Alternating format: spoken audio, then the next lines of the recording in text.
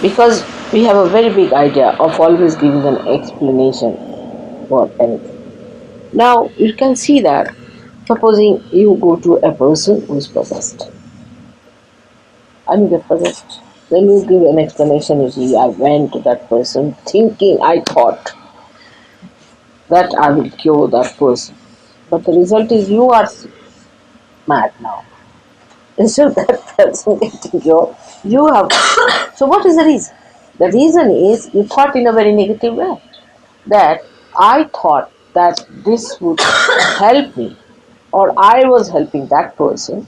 On the contrary, you got into trouble. Now, the trouble did not think. No. It just entered into you without thinking. It is there. It never thought whether I entered this person or not. It just came in, walked straight forward. While you were busy thinking, you see, it entered into your being and settled down there. So, it's like a thief walking into your house nicely when you are busy, absent-mindedly doing something. See, it's exactly like you see the thief walking in, suddenly you find, oh, the thief is standing behind you. Now you said I was thinking.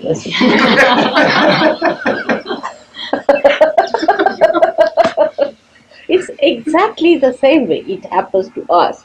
And when we know, our mind knows that I can give an explanation about it. Every time it is ready to give explanation. Then the mind, you see, is used to that kind of a phenomena. That it will always give an excuse, always it will say something. So it is never on the alert. Because you see, even if the trouble walks into you, you'll always say, this is the explanation. But explanation doesn't cure, doesn't help you.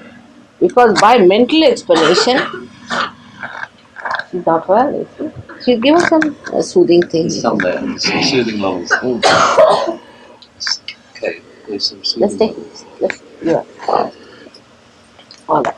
So one should not be extremely on the thought waves and on the depending on their thinking, because you see, thinking has an alternative.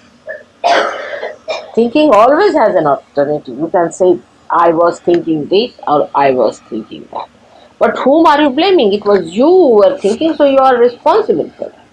So if you take the responsibility for your thinking, then you may not do such a thing as to say that I thought if I had done this thing, it would happen. Because you are responsible for your thinking.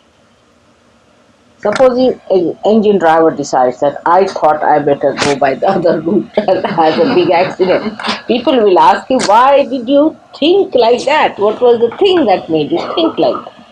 But in every day-to-day life, I find human beings are always saying, I think, I think, I think, all the time giving alternatives. And that's why they go up and down, up and down, up and down like that.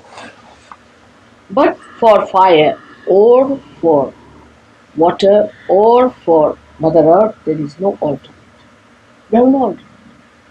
If I just touch the Mother Earth and I say, suck in their problems, please, she sucks. If I tell the fire, now, come now, you have been ignited. I don't even tell. I don't even tell. They immediately suck it. Their kundalini rises, you can see. You put a fire in front of my foot. It's perfect. You put a light, it's perfect. It has no alternatives. It doesn't think, it has no alternatives. It's just enlightened. It has its own quality of enlightenment in the purest sense, because thinking makes it impure.